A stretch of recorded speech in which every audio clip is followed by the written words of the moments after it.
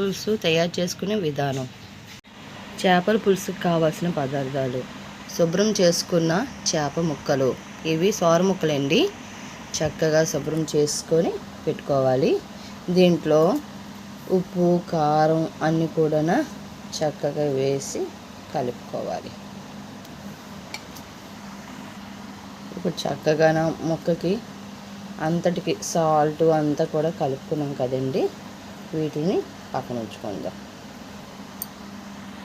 తర్వాత ఒక టమాటా పండు సైజు చింతపండుని నానబెట్టుకోవాలి. ఉల్లిపాయలు, నిలువుగా కట్ చేసుకున్న పచ్చిమిరపకాయలు ఒక 4, 3 టమాటా ముక్కలు. ఈ టమాటా ముక్కల్ని జ్యూస్ చేసుకోవాలి.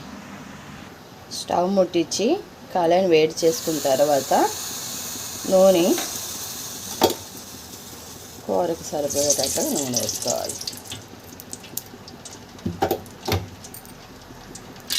నూనె వేడెక్కేటప్పుడు మనం కట్ చేసుకున్న ఉల్లిపాయ ముక్కలు, పచ్చిమిరపకాయలు వేసుకొని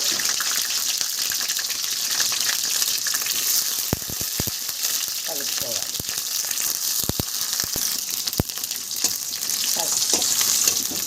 బాగా వేగేదాకా ఉల్లిపాయలు, మిరపకాయలు బాగా వేపాలి.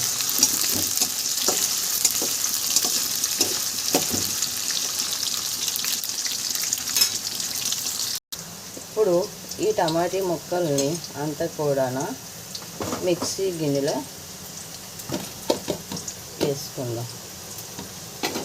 వేసుకొని బాగా మిక్సీ కొట్టుకుందాం. బాగా వేగే కదండి ఉల్లిపాయలును, మిరపకాయలును, పచ్చిమిరపకాయలు. ఇలా వేగుతున్నప్పుడే ఉప్పు, కారం కలిపిన చేప ముక్కల్ని ఇందులో వేసుకోవాలి.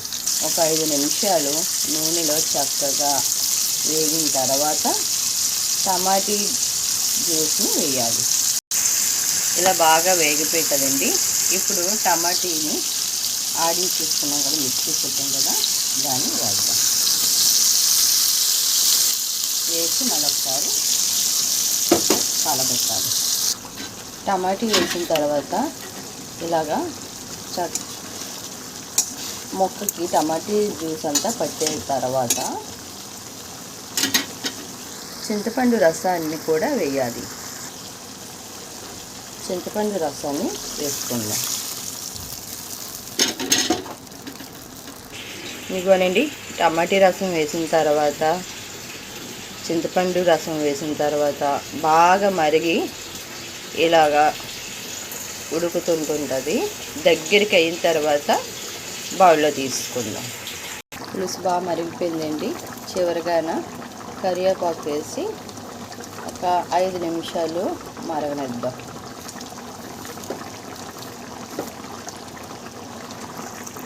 బాగా మరిగింది కదండి.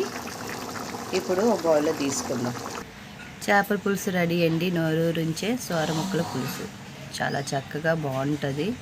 తినే కొద్దీ తినాలనిపిస్తుంది.